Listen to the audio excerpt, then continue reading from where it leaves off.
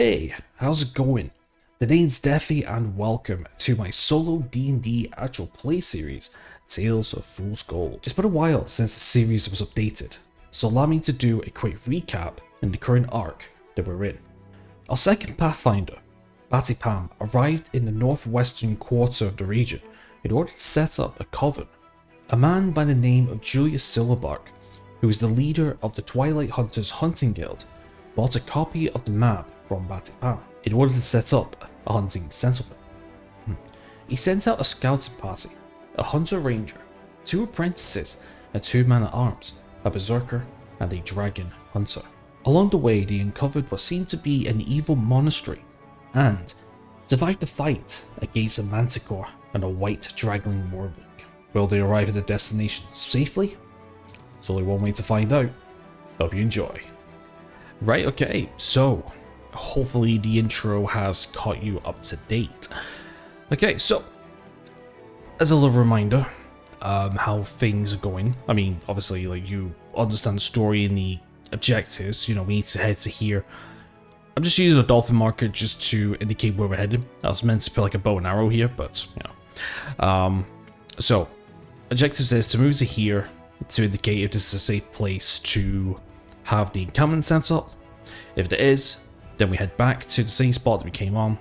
We start out an escort quest, and then we move to here, and then this is the official first settlement here in the region.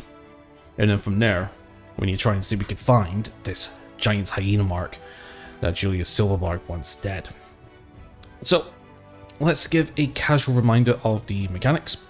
Also, by the way, I just want to let you know that I did allocate the experience table. However, I did make a little bit of a boob. I'm surprised nobody pointed out. Pinya here has, well, currently 2,700 experience. However, I'm in a little bit of a boob, as this is the maximum amount of experience needed in order to level up. So technically, she should be starting at 900 experience instead. So plus the 333, she's at 1,233. So let's start our movement. So just as a reminder, we're using outdoor survival just for the movement, mainly for the party. So we roll a d6, and depending on what we roll, it affects our direction. So 1 or 2 is a straight roll, no directional change. 3, 4, 5, we can make 1 turn. 6, we can make any turns, as many as we can. Also as well, the movement is dictated by the slowest party member. So in this case, it's going to be Ariula, Quick Eye. It's going to be 1 hex for every 10 feet. So because Ariula has 25 feet, we're going to be rounding that down to 20. So she can only move 2 hexes. So we can only move 2 hexes at a time. Okay then, right. So let's do our d6 and let's determine our direction. Let's have a look. 2. Okay, so we can move straight forward. Nice. Okay then, right. So let's go 1, 2. And that's here. But before we conduct any other business here, we need to do an encounter check. So on a 5 or 6 is an encounter, like a fixed encounter like we did with the Manticore in the last episode. We do have an encounter. Okay, so this kind of changes things, which I wasn't expecting. So I'm going to say, okay. So we came to the spot, we approach. Right, let's do some oracle questions here. Okay, D20. Is this place the territorial grounds of the giant hyena? No, it's not. Okay, so that's the questions. This is just a standard encounter then. Alright then. Okay, so now we need to make our combat now, our encounter. Okay, so we're going to go with 2 people at level 1. We want 1 person at level 3. And I believe it was 1 person at level 5 and level 6, I think. I think it was. Yeah, if I remember correctly. Tell you what, let me just have a quick look. Yeah, okay, so the Berserker is CR2, and the Dragon Hunter is CR3, which makes him a level 5 and 1 level 6. Okay, makes sense. Right, sorry about that.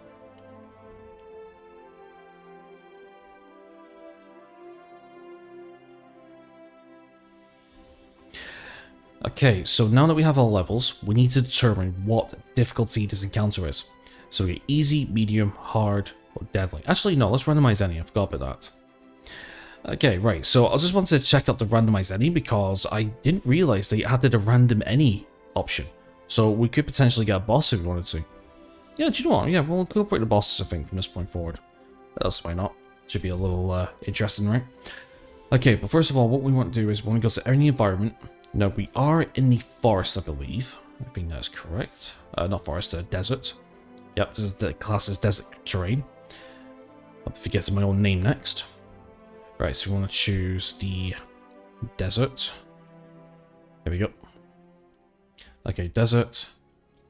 Do we do CR? No. Oh, no, yeah, this is the... Right, yeah, we could just do random mini then. Okay, now, right. Let's see what it gives us. Random mini, here we go. Okay, so we have a red half-dragon veteran and a hurricane. Okay, interesting. So it looks like melee plus pushy. Okay. And we got melee, ranged, tank, and AoE. Okay, alright. Okay then, right. Well, I'm going to set up the encounter. I'll be back in a minute. Right, okay then. So, we got the encounter set up. So, we have a desert battle map. We have the party coming in from the north, which looks to be a pretty good place for a settlement. We can have like the main camp here, some tents here and here, pretty nice clearing. So they're going to come. The party heads from the north, however, they see two shadows or two figurines or in the morning haze or whatever time it is here. You see, the Red Dragon veteran. Yeah. Honestly, when I looked at this guy's stats, I'm like, holy shit. So, we have resistance to fire, blind sense 10 feet, dark vision 10 feet, common draconic, it's got plate armor, so armor class of 18, 65 HP, can make, pretty similar to the Dragon Hunter, with multi-attack, long sword, short sword, and heavy crossbow.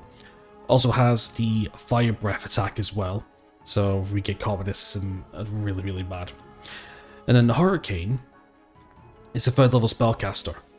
So we've got spells like Blade Ward, Gust, Light, Precipitation, Featherfall, Jump, Thunder Wave, Gust of Wind, Unarmored Defense. It's also got some attacks as well. Okay, I was just having a quick look to see if he had any other like actions, but he's just got an Unarmed Strike, so he's pretty much like a spellcaster to some degree. Now, here is the important thing. So the Hurricane is classed as lawful evil, right? Now here's the problem. The Red Dragon veteran is any alignment. So the fact is, we don't know what this guy is. This guy could be friend or foe. Now, lawful evil, I'm going to say that the Hurricane is evil, so... Well, say what, let's let our oracles do this. Let's get a paint picture here. So, we just come across into this area. There's a Red Dragon halfling in... Well, half dragon veteran, I guess. In plate armor. He's armored to the wazoo. We have the spellcaster. So, the question is, I'm going to say that the spellcaster is hostile, but is the Red Dragon, is the veteran hostile?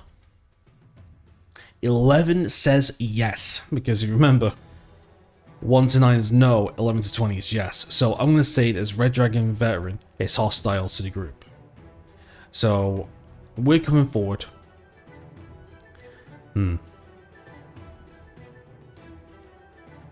Yeah, so yeah, I'm just going to say that the party is just on the way, and they see these two here. Now, now we don't know why they're here, but the Hurricane, who I'm going to say is the... I'm going to say that the Hurricane is kind of like a master, like an evil spellcaster, so, you know, in this area, so he's going to move closer, and I'm going to say that the Red Dragon veteran is like his personal bodyguard. Obviously, upon seeing us two, upon seeing each other, I'm going to say that they are hostile and they attack. Actually, do they attack? That's a question. Do they attack straight? Right, okay, are they hostile to us? Yes, okay, so they are hostile. Do they attack straight away? No, they don't. They don't attack straight away. So they are hostile, but they don't attack straight away. Okay. Are they waiting for us to make the first move? No, they're not. So they don't attack straight away. So are they waiting for something? Are they waiting for someone? No, they're not. So they must just be in place. So judging from these questions, we'll kind of have a bit of a standoff. Now, obviously, I'm not rolled initiative yet because nobody's taking an action and nobody's declaring an attack or anything. So we're kind of just... I'm going to say that we kind of got swords, hands on hilts, hands on bows and stuff. And they're just looking at each other. Do they try to talk to the group? They do. Okay, so they try to talk to the group. Okay, so let's have a look at something here. So the Hurricane can talk in common. The Red Dragon veteran can talk in common as well. Okay, interesting. Okay, so what I'm going to do is this. For this conversation, so obviously they're not attacking, but they want to talk. They're hostile to us, so I wonder what it's going to be. So we're going to do something a little different. We're going to see if we can try and find some kind of a story or something with this. So we're going to nip over to the PDF for a second. Okay, so we're at Solo Adventures Toolbox Part 1. And here we have Chapter 14, Story Element is Ratchet Table, so random encounters. So we're going to roll a d20 to determine this kind of situation here, right? Now, the problem is, the creatures are already determined, and the people are already determined. So what we're going to do is we're going to do 1 to 6 for events. Okay, so hold on, let me think. Okay, so we're going to do a d13. I'm going to roll 4 times to determine what kind of event is this. So let's do that now. So we need to roll a d13 3 times. So we've got 4, another 4, a 12, and a 3. So that determines that we have 2 4s, which is 2 events. A 12 is a situation, so that's from the verb list. And we have another event. So we're going to go to the events table. Now, we're in the wilderness, so we need to roll d100 to determine what it is. So, obviously, some of these might make sense, others won't. So we're going to roll this 3 times to determine what it is. So we've got 57, a 47, and a 58. So 57 tells us besieged settlement, and another besieged settlement. And the other one is 47, which tells us cart passing. So we have a besieged settlement and a cart passing. Right, I have an idea here. I have an idea of what this is going to entail. Now, we also need to go to the situation. We need to go to the verb list as well. So this gives us a little bit more thinking into the story. So we need to roll a D. Hold on, we need to roll a D. How do we do it again? D10. A D100 to get the 10s and 1s. Okay, so we need to roll. I think I've rolled twice. I think it's been a while since I've done this.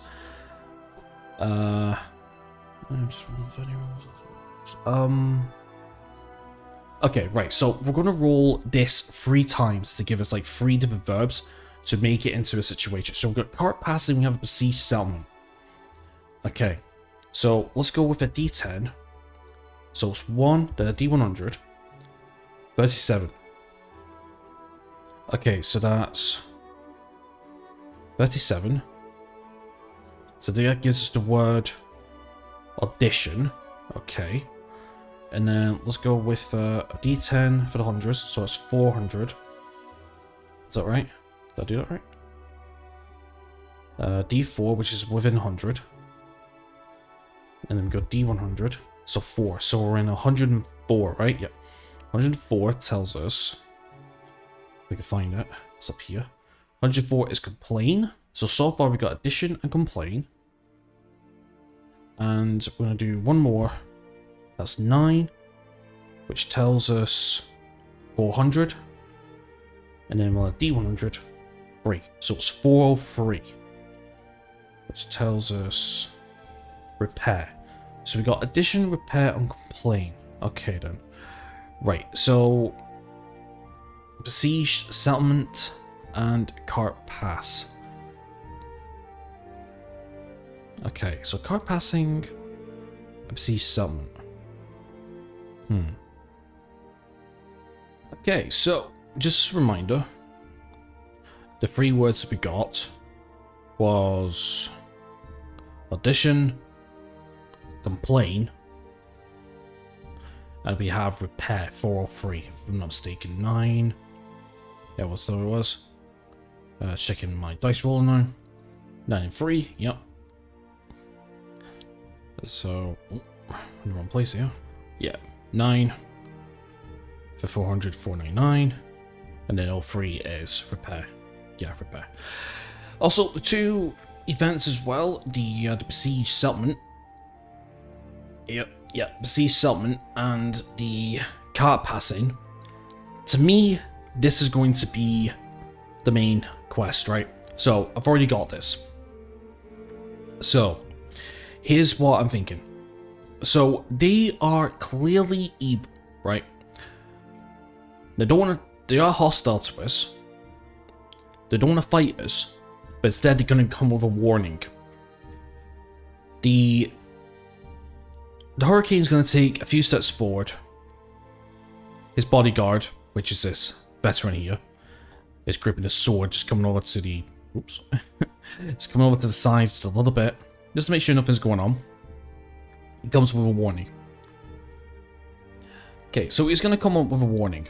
He's going to say to the party members that this is my lands. You are trespassing. I have a lot more power than you assume. I will let you go, but if you trespass on these lands again, you will face my might. And I think with that, he's just going to leave. So you just see him just disappearing, and the veteran is disappeared as well as a haze of sandstorm just sweeps him through. And as the last remaining sheet of sand just comes aside, they're gone. So we're gonna leave it like that. That's the only end to this encounter that I think of that makes a lot of sense. Because technically, their objective was to come to here, to scout out to make sure it's safe.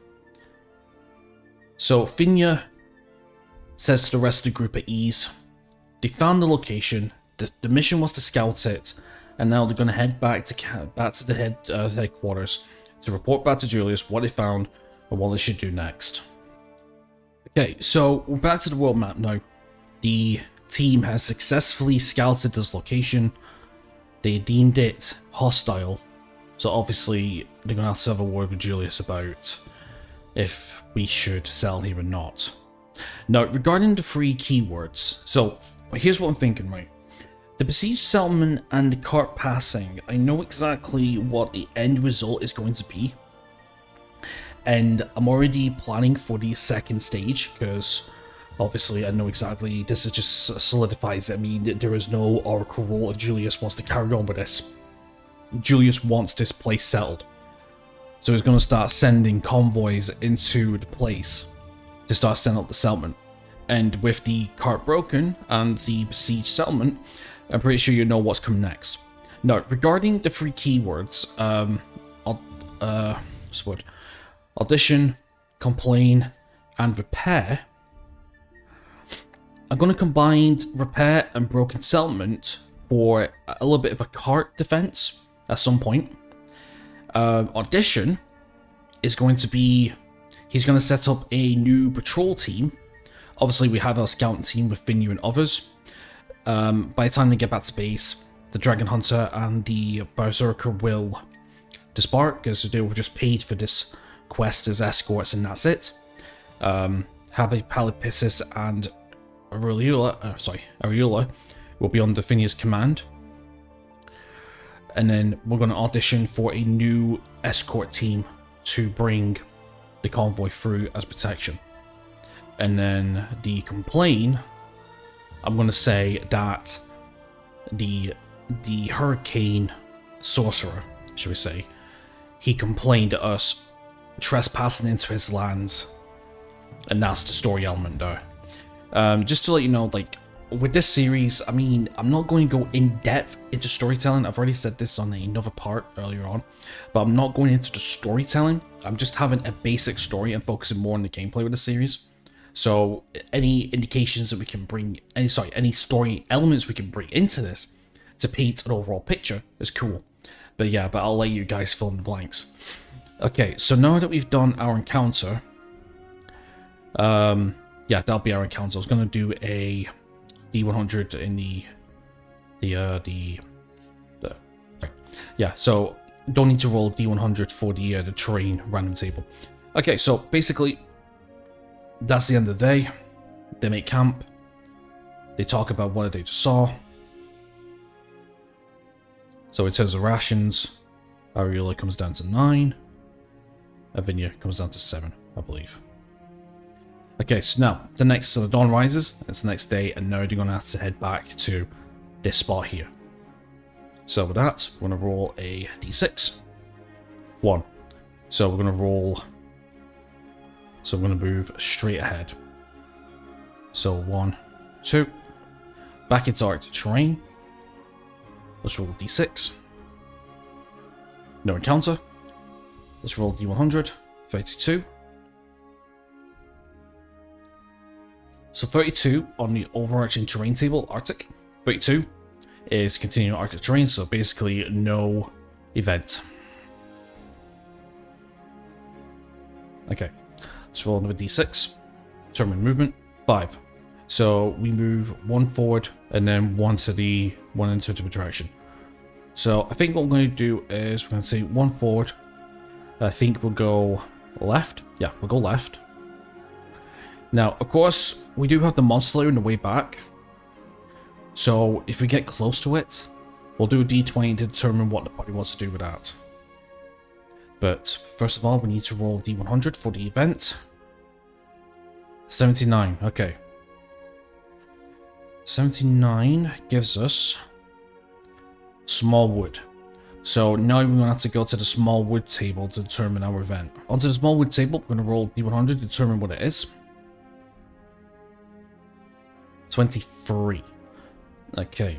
23 tells us standard type of wood for this area. So basically, no check. No event, just small wood. Nothing else. Okay then, no problem. So let's go back to here. Gonna roll another d6 for movement. That makes 6. So this means we can move anywhere we want, I believe. Is that right? Dice 6, we can move any direction we want. Okay, no, we are in earshot of the monster lair. The Stormweaver monster lair, I believe. So, we're gonna ask the question.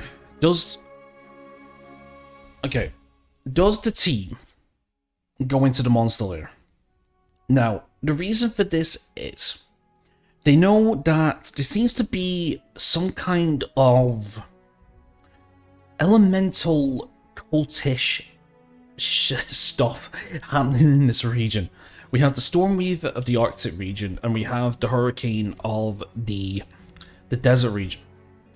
So we need to ask, do they go into the monster lair? 20 they do. They go into the monster lair. Okay.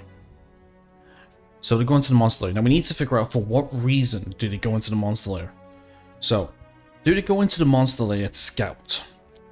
14 they do. Okay. So I assume they want to go in and they want to have a quick look at what this place is, and then any other reportings they can give off to Julius in order to get more of an advantage of the area. So that's what they're going to do. So okay, so we're going to say 1, 2, and that's them into the monster lair.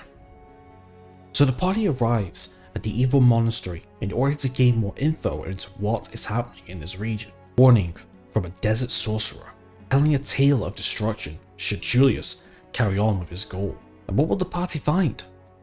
And will they escape before they get bogged down? We'll find out next time. Hope to see you then. Take care.